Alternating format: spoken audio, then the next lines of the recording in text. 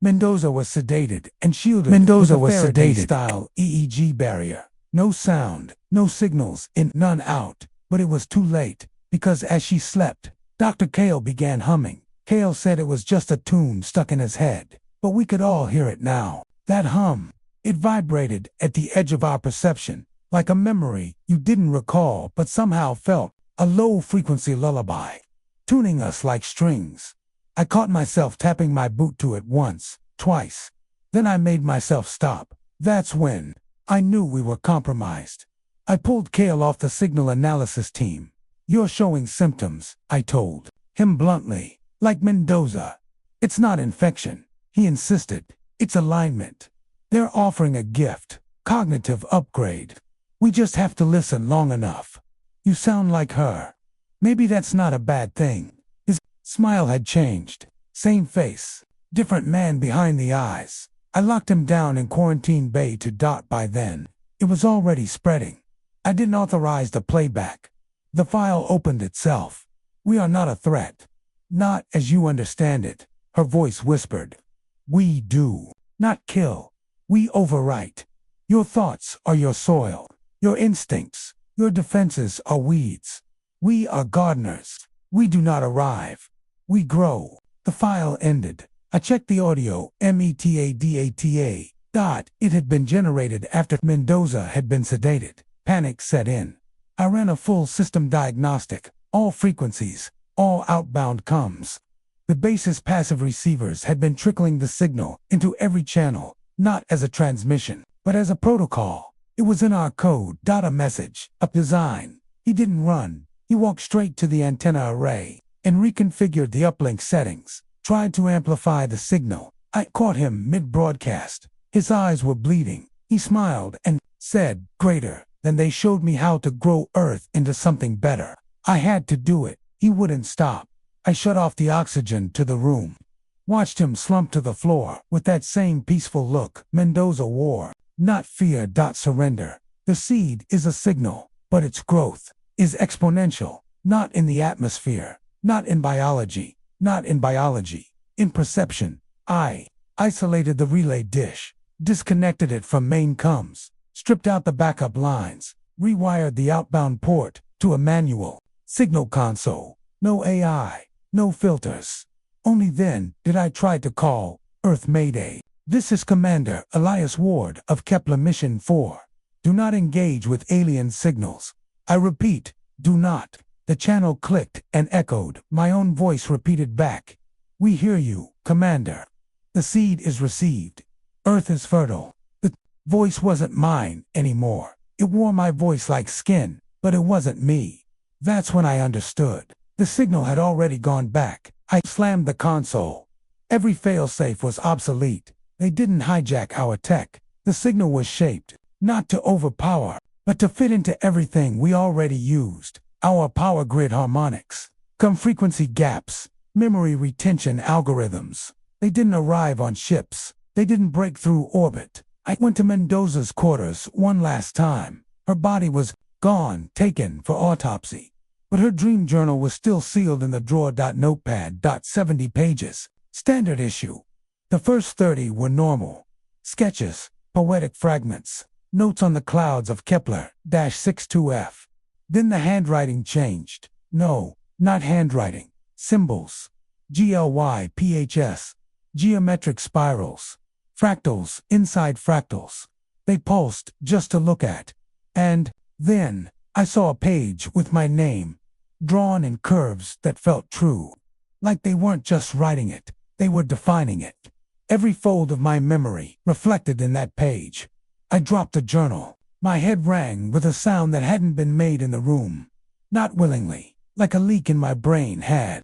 Opened. The melody, Kale's melody, Mendoza's melody, was now mine. A resonance. I couldn't unhear. Every object in the room vibrated. Faintly. The signal had moved past sound. It was now shape, thought, instinct. That night, I sealed myself in the cold storage vault, lined with magnetic shielding. Alone. No light. Just breath.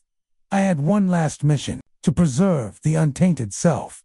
even if that meant never leaving the dark. It had been 3 days in the magnetic vault. No food, just condensation from the walls and sealed air. And silence. Almost a hum inside my skull hadn't stopped, only shifted lower, deeper. It no longer sounded like music. It sounded like breathing, but not mine. My dreams turned to architecture.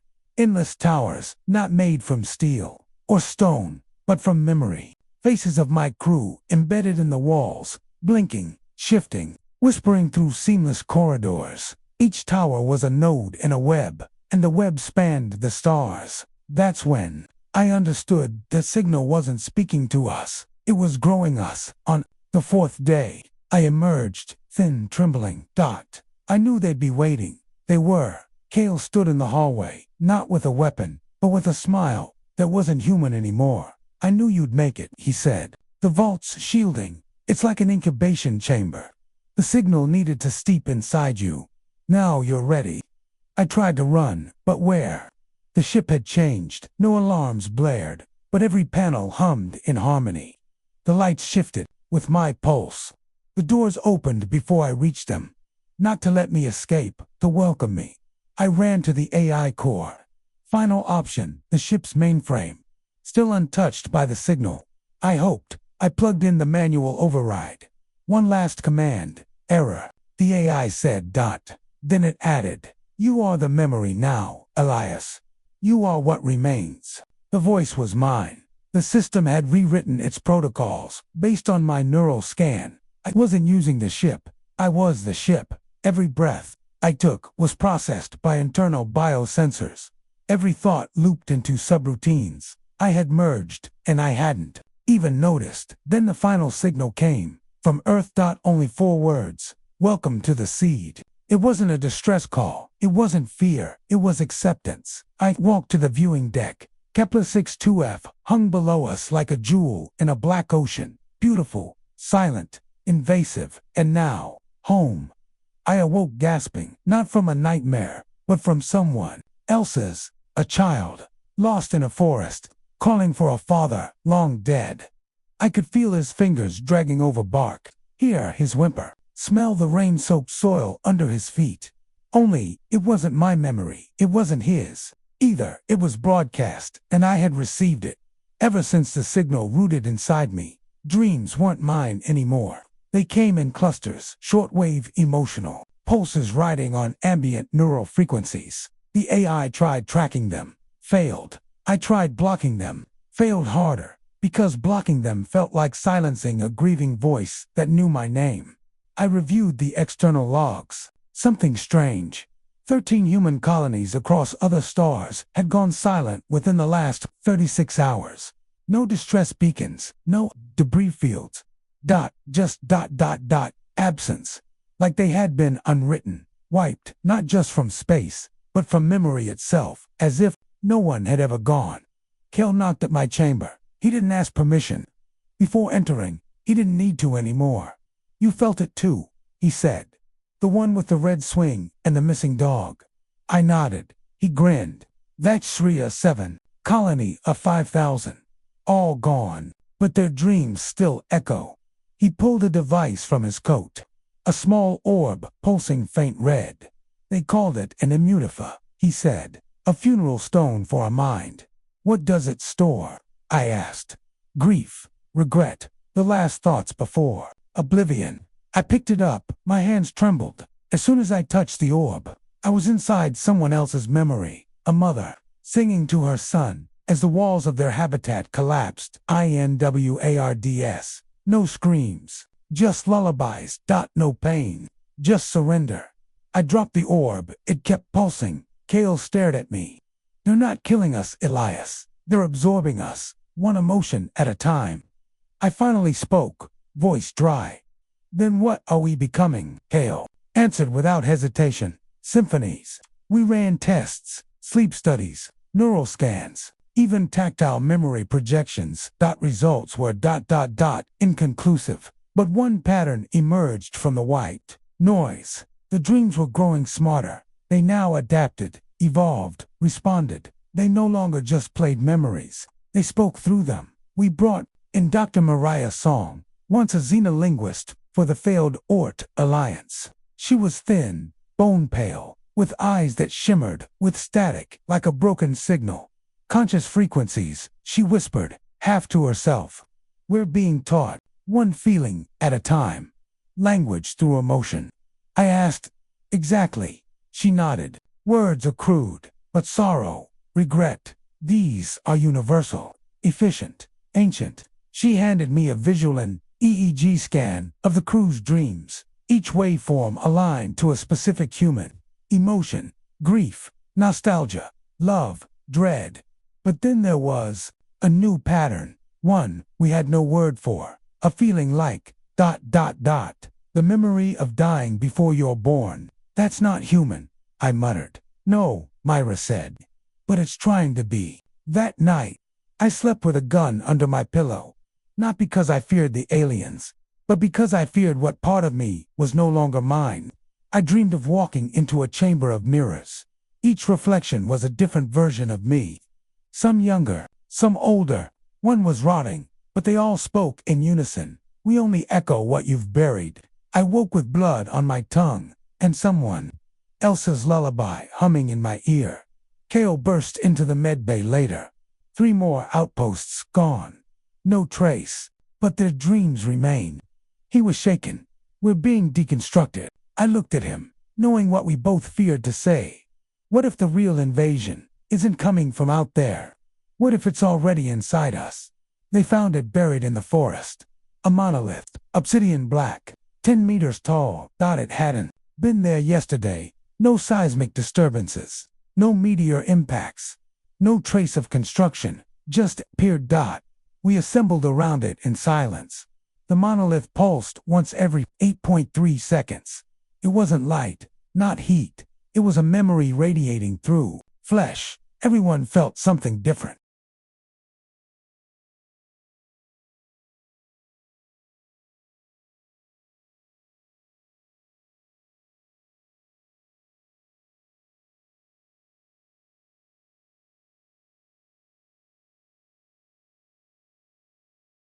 Kale dropped to his knees, whispering in Spanish to his long-dead sister. Captain Ilon wept like a child, arms outstretched, mumbling, I forgive you, I forgive you. A technician named Raj slit his own palm and laughed, saying, she's coming. I feel her waking. I felt a melody, not a song, but the blueprint of one. It mapped itself through my skull, in rhythm and color, the harmony of extinction, the bassline of rebirth and, above all, the echoes of us, twisted into foreign chords. We placed biosensors on the monolith. Nothing. It absorbed electricity, radiation, even matter. It was void, incarnate. I attempted contact using emotional pulses, trained by dream data we'd collected at first. Silence. Then, response. Who feels you? The answer came, not in sound, but in the sensation of having your spine touched by time itself. I fell unconscious. I woke up 6 hours later. Someone had written across the glass wall of the lab. The first language was grief. No one admitted doing it. The handwriting was mine, but the ink was Kale's blood. Captain Ilon ordered the monolith destroyed. We sent in a remote drone with a plasma drill. It vanished, not destroyed, not disintegrated, just edited out of existence, like it had never entered reality in the first place. We're not studying it anymore. Now it's studying us and learning faster than we can imagine. The monolith stopped pulsing, just silence. Not peace, a silence to complete. Like the world took a breath and never exhaled. We lost 2 crew members that night. Their rooms were untouched, beds made, no struggle. But the cameras glitched during their final moments. Every feed dissolved into static text except the audio, which played something we hadn't heard before. A heartbeat, not human, too slow, too deep, like a planet dreaming. We retrieved what was left, a smear of ash and a symbol carved into the floorboards with surgical precision. Not letters, not numbers, an equation made of regret. Mariah translated it as best she could. To be remembered is to never die. That line keeps circling my head, like it was meant for me. Kale snapped later that day. He locked himself in the communication chamber, overriding our satellite protocols. His voice echoed across the station. We're not alone in here. We're not even alone in us. I can hear her voice when I'm not listening. He broadcasted something into space coordinates, possibly dreams, possibly worse. Then, he carved open his chest, with calm precision, and smiled. The med team found his heart still beating, but not in rhythm with anything human. We should have burned the monolith. Instead, we quarantined it. Built walls, scrambled signals, posted armed guards. Still, we dreamt on a now. The dreams dreamed back. The last page of Kale's personal log read, "It's not an invasion, it's a resurrection. And we are the tombs they're rising from. Something is coming, but I fear it's already arrived." My right hand doesn't feel like mine anymore. I noticed it this morning while brushing my teeth. The motion was perfect, but the sensation was off. Like I was watching someone else do it from inside a jar of warm water. The veins on the back of my palm glowed faintly blue under UV light, like circuitry beneath skin. The medical scanners found nothing, no parasites, no nanoactivity, just an irregularity in my neural echo field, as if something else was learning to move with me. When I went to check the monolith chamber, the air was heavy, not humid dense, with meaning, like standing inside a sentence no one had finished speaking. Private. Geller stood there, facing the monolith, unmoving. I called his name, no response. When I touched his shoulder, he turned slowly, eyes wide, pupils shaped like spirals. Then he whispered something I'll never forget. "Juno, you were never alone in your skin." I pulled him away, brought him to quarantine. 3 hours later, he began repeating a single phrase in a low rhythmic chant. "We are the rehearsal. They are the performance." Something is using us as practice, testing movements, mimicking emotions, inhabiting us through empathy rather than force. I've started leaving cameras on when I sleep. The footage shows me sitting up at 3:14 a.m. every night, whispering in a language we haven't recorded before. We ran the audio through Maria's filters. She cried when she heard it. She said it was a lullaby her mother used to sing, but her mother died in a mining collapse on Earth. Before Maria was even born, I started scratching at the skin of my arm, not out of fear, but because I feel like something underneath is trying to remember what it was before it became me. The alien tactic isn't just infiltration, it's emulation. First our words, then our thoughts. Now. Our memories. We are mirrors. And something is learning to step through. I was trained to decode languages. But this is not language. It's echo. A feedback loop of thought, so alien. It wears language like a disguise. It doesn't speak to us, it replicates the shape of being understood. Since the monolith's last surge, I've been hearing my own voice in places I haven't spoken. Over intercoms, I haven't accessed inside crew logs I didn't record damned. Worst of all, in other people's dreams. Kale's last transmission wasn't just data. It was a neural broadcast, a signal meant to find minds, not machines. Now it walks behind our thoughts, learning, matching tone, tempo, trauma. It remembers pain, and it whispers it back to us in our own voices. I isolated the most recent echo fragment, what sounded like Juno humming in the sleep pod. I slowed it down. It wasn't a song. It was a recording of her mother's last voicemail, before she died in orbit. 20 years ago, Juno had never shared that file, never uploaded it. The echo dug it out from her memory.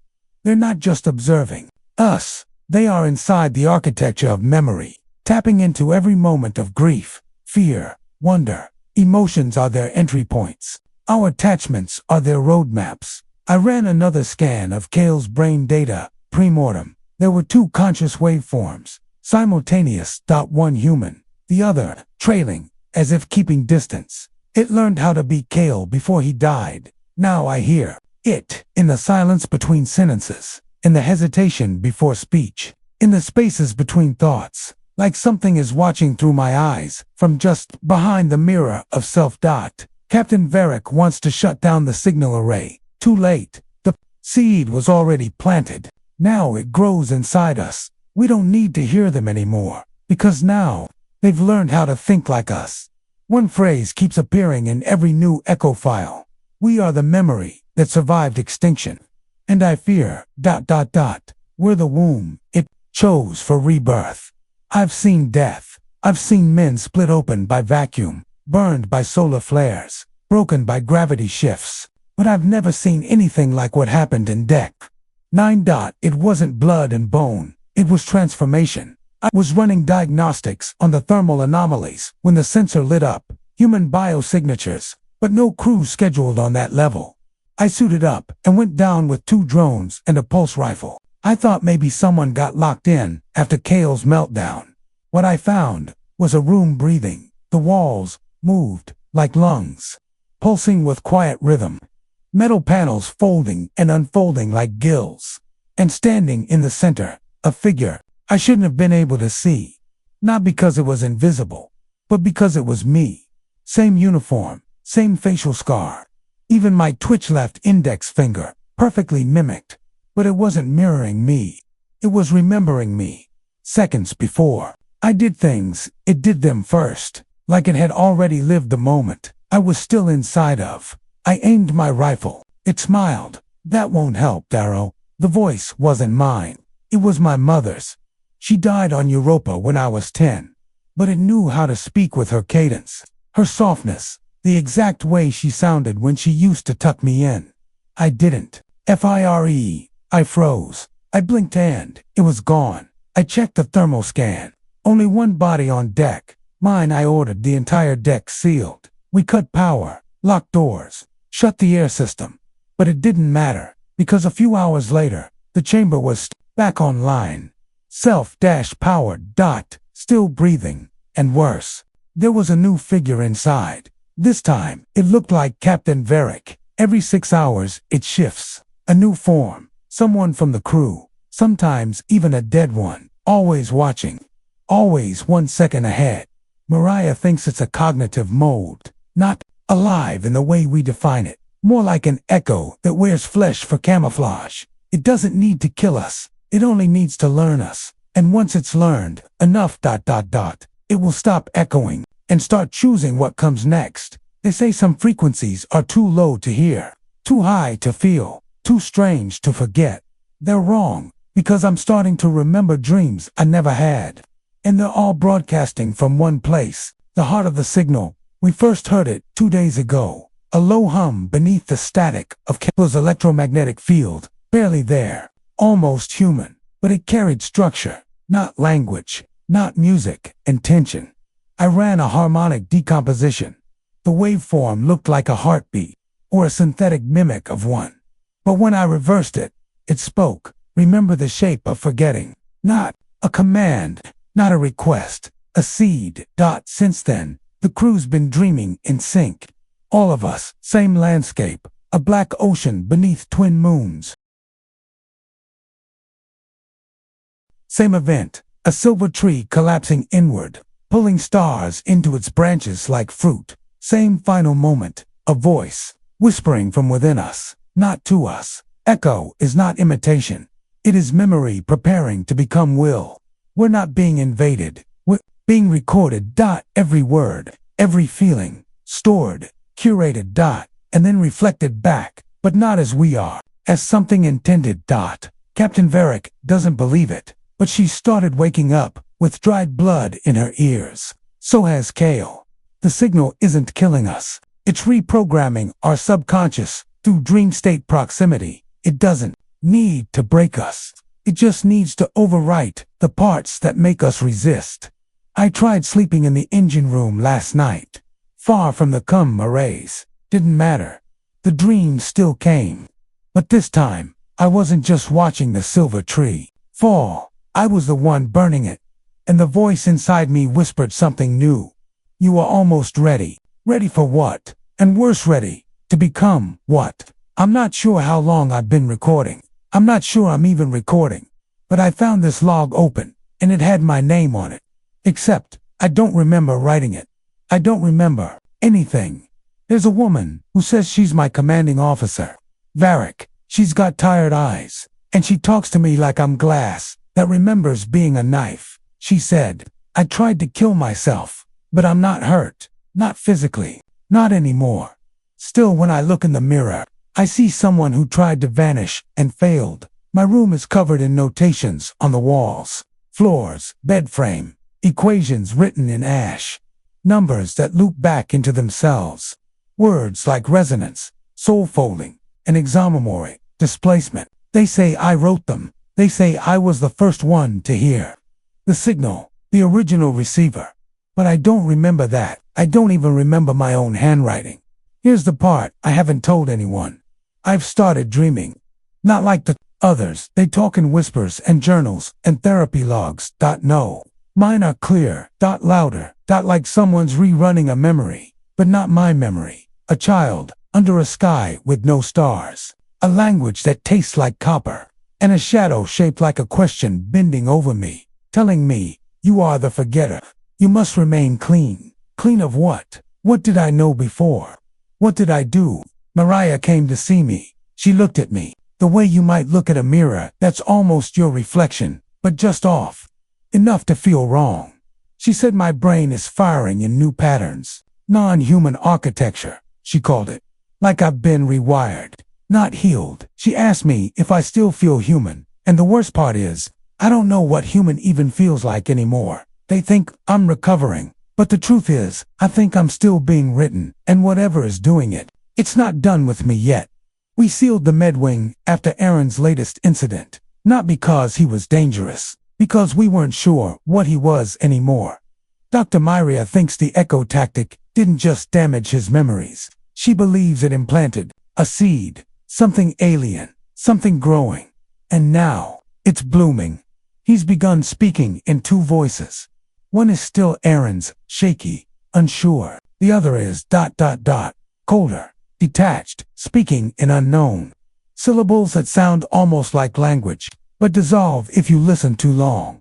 He doesn't notice when it happens, but the room does. Lights dim, temperature drops. Sensors glitch. He becomes a broadcast. I visited him today. He looked up at me, eyes glassy. It's not a virus, Commander, he said. It's an invitation. I asked him from who. He smiled. Not who. What? The planet is dreaming. He reached out, touched the reinforced glass. A pulse flickered through the room. My heart stuttered. The comms died for 3 seconds. When they returned, there was a voice, fragmented, female, layered in static. Not from our systems. Coming. They see you inward. The one who hears.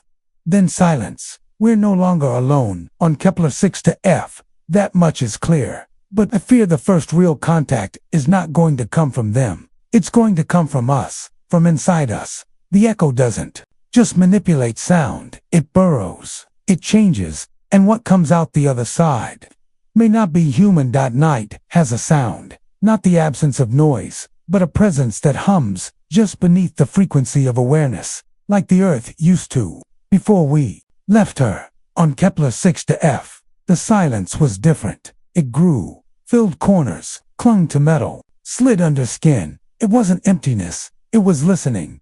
After Kale's death, the monolith stopped pulsing light, but it started emitting something worse. A low-frequency carrier wave, inaudible to human ears, but unmistakable to our instruments. And worse, our dreams. 3 crew members now report hearing their childhood names whispered at night to say they've been waking up with nosebleeds and bruises they can't explain. 1. Tech Officer Lynn gouged out her left eardrum. Too loud, she kept saying, smiling through blood. Too loud for the soul. We've stopped sleeping. Some have started humming low, rhythmic tones without realizing. We're becoming repeaters. But it was Kale's message that unraveled me. We decoded the fragments from his final transmission. Encrypted inside the signal was an audio pattern, not made by human instruments. It was a response, not just from orbit, but from beneath the planet's crust, and it matched the pulse of the monolith exactly. I ran spectral analysis. The wave had a biological fingerprint, not synthetic. Not mechanical. Alive. Their implications chilled me. Kepler 6 to F is not just a world, it is an intelligence. And now it knows we're here. The first thing I did wrong was plug in the monolith sample. The The second was not telling anyone. I was running a low-level bioscan on the core fragment. Myria extracted a shard, no bigger than my palm, but dense, almost singing at a molecular level. I ran it through my analyzer grid. Should have been routine. But the moment the scanner made contact, the base systems flickered. The screen filled with symbol circles within circles, pulsing like breath. And then my console opened a command prompt. With my father's military ID, he's been dead for 9 years. Access granted, voice recognized. My breath caught, not just because of what I was seeing, but because I heard my father's voice. You always wanted to touch the stars. Imani, his exact tone, from an old message I thought I'd forgotten. But this wasn't a recording. It was stitched together. Real-time synthesis. The monolith wasn't just speaking. It was building a bridge. From my blood, I yanked the core out. The console shorted. My hand hasn't stopped shaking since. I tried to warn the others, but we're breaking into factions now. Those who believe the monolith is a weapon, those who think it's a gift, and those who are listening back. Ward's got us sweeping the perimeter for signs of surface anomalies. But I'm convinced it's not out there anymore. It's inside us. The monolith didn't just react to Kale or Riarin. It chose us one by one. Like an immune system deciding which cells to assimilate and which to discard. I don't know what's more terrifying. That I heard my father's voice again, or that part of me wanted to keep listening. I've seen war. I've seen cities reduced to ash. Ships torn apart by vacuum. Soldiers spaced without ceremony. But I've never seen fear crawl through a crew like this. We lost Lynn last night. Or something took her. There was no scream, no signs of a struggle. Just her boots left in the airlock, lined perfectly, facing outward, as if she walked willingly into the void. The AI reports no anomalies, but I've learned not to trust it since the signal spike. Even our static has patterns now, repeating sequences, to uniform, to be natural. Too irregular to be code. Myria calls them memory knots. Echoes of moments that don't belong to us. She played one for me in the lab. Said it came from the ambient scan feed. It was a child singing. Then the sound of cracking bone. Then my voice whispering a name I've never spoken. Solen. I haven't slept in 38 hours. The crew's starting to crack. Some of them keep journals now. Terrified they'll forget who they are, as if the planet is trying to rewrite them. I'd dismiss it, but last night I found a sketch on my bunk dot drawn in charcoal. My hand remembered the grip of the pencil, the drag of the line, but I don't draw. And the image, it was the inside of the Echo Vault, a subterranean facility no one had mentioned. No blueprints, no coordinates, but we found it. Buried 7 clicks east of the monolith, under a bed of magnetite door sealed. Power live dot and carved above it, in crude angular glyphs. Signal-born, do not forget. We've begun excavation. I don't trust this planet. I don't trust the voices. But I trust one thing. If we don't open that door, it'll open itself. We cracked the vault this morning. Not with force, but with a song. It wasn't planned. Elias was about to order the use of plasma torches when Myra, sleep-deprived, eyes sunken, walked up to the gate and began humming. The same low, eerie frequency the others had been muttering for days. The door responded. It shivered. The lines between the glyphs began to glow. Dim but rhythmic like a heartbeat, struggling against time, and then it opened inward with the smoothness of breath. Behind it, darkness thicker than shadow. It absorbed the light from our suits. No air, no decay, just waiting. We entered. The walls were not made of stone. They were grown, fibrous, veined with bioluminescence. Not alien in the way sci-fi taught Uzlamine metal. Strange plastics, but organic, as if the entire vault was a lung. And we had stepped into its breath. The first chamber was silent, save for the hum of our own equipment until Elias touched one of the arching ribs above us, and then it began. Whispers. Not external. Voices. In our heads. Memory echoes. Not dreams, memories we never lived. I saw myself on a ship I've never served on. Myrea weeping beside a sea I've never touched.